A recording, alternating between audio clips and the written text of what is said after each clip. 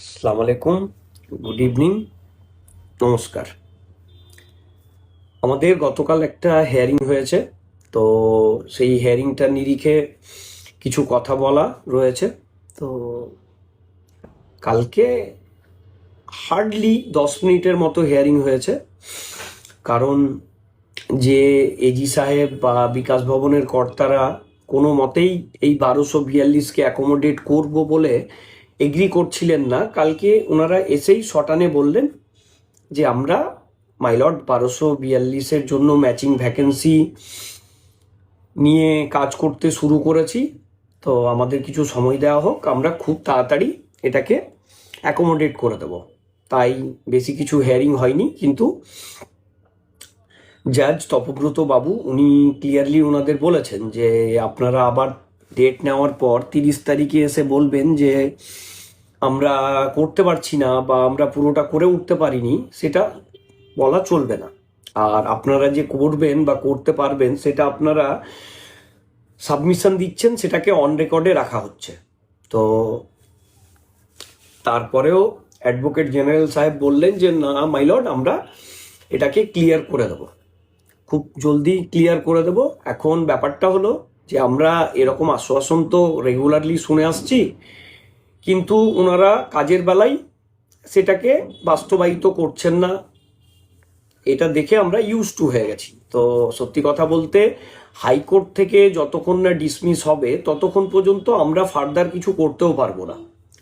হাইকোর্টে যে জাজেস দুজন রয়েছেন তারা যথেষ্ট কেপেবল, তারা যথেষ্ট সহানুভূতিশীল, আর ওনাদের প্রতি আমাদের পূর্ণ আস্থা রয়েছে। আমি এখনো বিশ্বাস করি যে এই হাইকোর্টের ডিভিশন বেঞ্চ থেকেই আমরা আমাদের কাঙ্ক্ষিত লক্ষ্যে উপনীত হতে পারবো। যদিও কিছু মানুষ রয়েছেন বা ক্যান্ডিডেট রয়েছেন আমাদের মধ্যে যারা চাইছেন যে এনিহাও এটাকে সুপ্রিম কোর্ট পর্যন্ত নিয়ে যাওয়া যাক, যাতে কিছু ইনকাম করা যায়।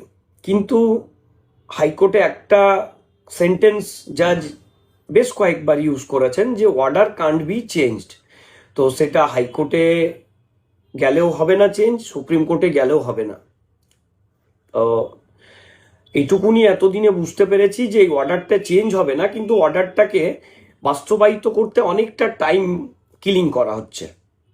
তো আলটিমেটলি যদি সুপ্রিম কোর্টে চলেও যাই কারো চক্রান্তে, তাও কিন্তু আমাদের কোনো প্রবলেম হবে না, খালি আমাদের দেরিটা হবে যেটা ওরা করতে চাইছে। আর একটা জিনিস হতে পারে, এই অর্ডার জাজ বলেছেন অর্ডার কান্ট বি চেঞ্জ, তো অর্ডার তখনই চেঞ্জ হতে পারে যদি পুরো প্যানেলটাকে রিপ্যানেল করা হয়। এদের কাছে দুটো ওয়ে আউট রয়েছে, আইদার 1242-কে অ্যাকোমোডেট করো, আদারওয়াইজ পুরো প্যানেলটাকে রিপ্যানেল করো।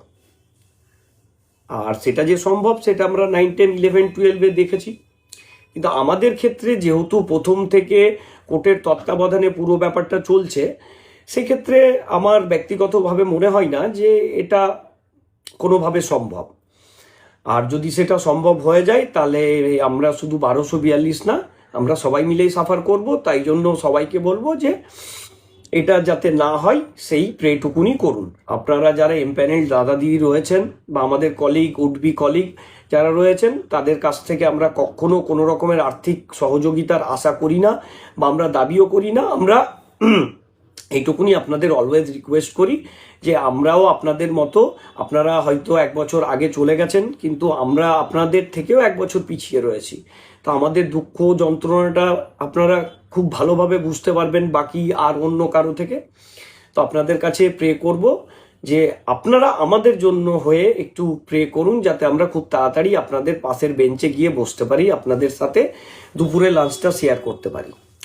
আর বাকি যারা চাইছেন যে এটা সুপ্রিম কোর্টে যাক, তাদের অ্যাক্টিভিটিগুলো দেখি। যখনই হিয়ারিং হয়, হিয়ারিংয়ে খারাপ কিছু হয়, তখন ওরা বিশাল হাসাহাসি করে বা ফেসবুক হোয়াটসঅ্যাপে কমেন্ট পোস্ট করে, কিন্তু যখনই ভালো কিছু হয় তখন ওনারা একদম চুপচাপ করে যান। যেমনটা কালকে হিয়ারিংয়ের পরে দেখলাম, অনেককে দেখলাম যে ভীষণ মন খারাপ, অনেকে দেখলাম যে আবার বলছে, জেগে উঠেছে যে হ্যাঁ আমাদের হাত শক্ত করুন, এটা করুন ওটা করুন। তো যাই হোক, বিভিন্ন জন বিভিন্ন রকম করে নিজেদের মতো করে ইনকামের রাস্তায় আছেন, খুব ভালো কথা, ইনকাম করার ট্রাই করুন। 1242কে নিয়ে অনেকে অনেক রকম করে ইনকাম করেছে, আপনারাও ছাড়বেন কেন? আপনারাও ট্রাই করুন, যদি কেউ কিছু দেয় দান খয়রাত তাহলে তো ভালো কথা।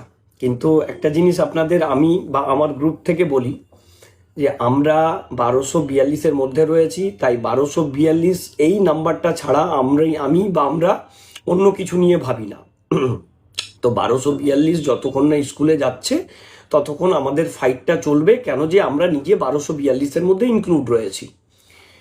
তো ব্যাস এইটুকুনি, আশা করব 30 তারিখের মধ্যে ওনারা যেমনটা বলেছেন যে ম্যাচিং ভ্যাকেন্সি করে বা যেভাবে হোক আমাদের অ্যাকোমোডেট করে কোর্টে ওনারা এফিডেভিট বা রিপোর্ট যাই বলুন সাবমিট করে দেবে। তারপরে নর্মালি যেমনটা প্রসিডিওর রয়েছে সেই মতো আমাদের কাউন্সিলিং বলুন বা জয়েনিং বলুন সব কিছু স্টার্ট হবে। তো ব্যাস এইটুকুনি।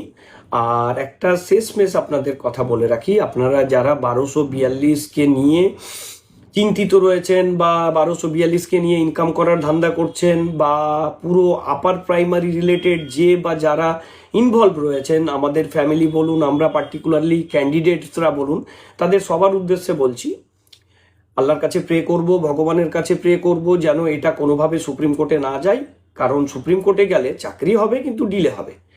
তো আমার যেটা বক্তব্য যে এটা হাইকোর্টে রয়েছে, সুপ্রিম কোর্টে যাক আর ইন্টারন্যাশনাল কোর্টে যাক আর মঙ্গল গ্রহে যাক, আমি বা আমার গ্রুপ কোনো রকমভাবে এই কেসটার পিছা ছাড়বো না। যতক্ষণ না আমরা স্কুলে গেছি, আমরা নিজেদের ন্যায্য অধিকার আদায় করছি, ততক্ষণ পর্যন্ত কাউকে ফ্রি হ্যান্ড আমরা দেব না।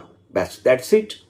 এবার 30 তারিখ পর্যন্ত একটু পেশেন্সলি ওয়েট করুন, প্রে করুন, এছাড়া আমাদের আর কিছু করার নেই। আর মানসিকভাবে নিজেকে স্ট্রং রাখুন, কেমন? সবাই ভালো থাকবেন, সুস্থ থাকবেন। নমস্কার, আল্লাহ হাফিজ।